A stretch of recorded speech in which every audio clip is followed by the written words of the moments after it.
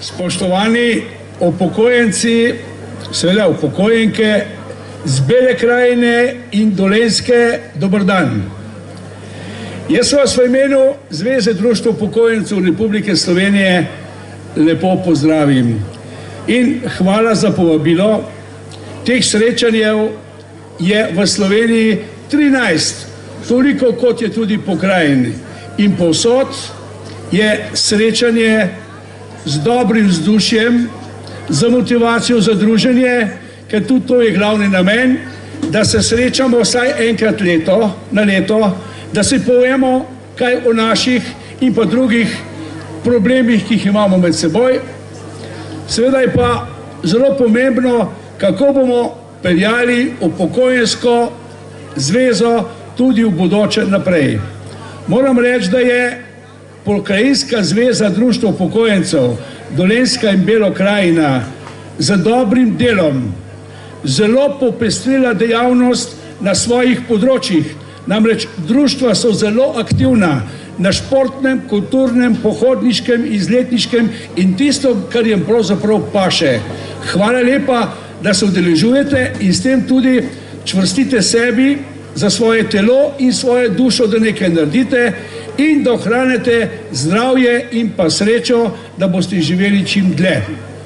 Nekaj stvari treba povedati, da letos je bilo volilno leto, da smo se v preteklem obdobju za veliko stvari prizadevali in da mora ta vlada napraviti, če bo zelo kmalu zadeva stekla po nekem scenariju, narediti popravni izpit tudi na področju upokojenskih zadev.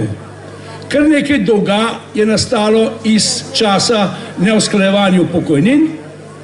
Dogovorili smo se, da bo to redno usklajevanje šlo naprej.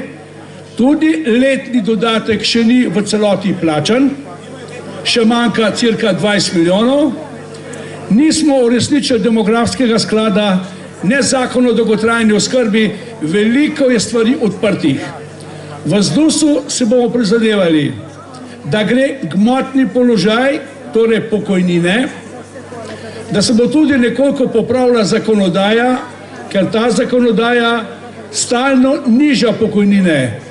Potrudili se bomo, da bo zdravstvena reforma vsaj v tem mandatu prišla do zaključka in da bomo upokojenci imeli v tem javnem zdravstvu svoje mesto, ker si bomo tudi lahko ustrezno zdravili v tem našem tretjem življenjskem obdobju. Tretja zadeva je, ker se tudi poslužujemo, da bomo čim več tudi bivalnega standarda upeljali, kot je pač temu spodobno. Zato imamo tudi v vaši pokrajini zelo veliko vplivnih ljudi, ki prihajajo v Ljubljano.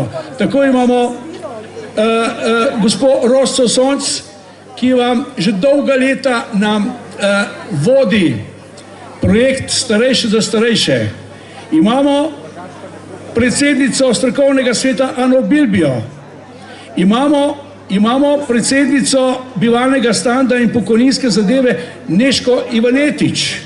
Torej, kar nekaj pomembnih ljudi je, ki krojijo tudi politiko na državnem nivoju.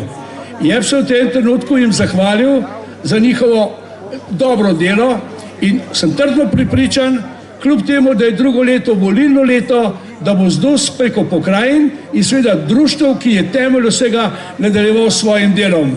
Bodoči vladi pa seveda se priporočamo, kljub temu, da smo civilna družba, da bomo še naprej, še bolj kot do zdaj, uveljavljali svoje pravice, ki pripadajo upokojencem.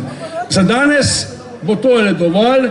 Jaz vam želim prijetno bivanje, veliko veselja, radosti, vrnite se domov s polno mero dogodkov današnjega dne, ker imamo v čudovitem ambientu, res se krasno počutimo. Jaz sem pa tudi na Gorenjskem povedal svoje občutke, kaj sem danes doživel. Imejte se lepo, veliko zdravja in osebne sreče vam želim.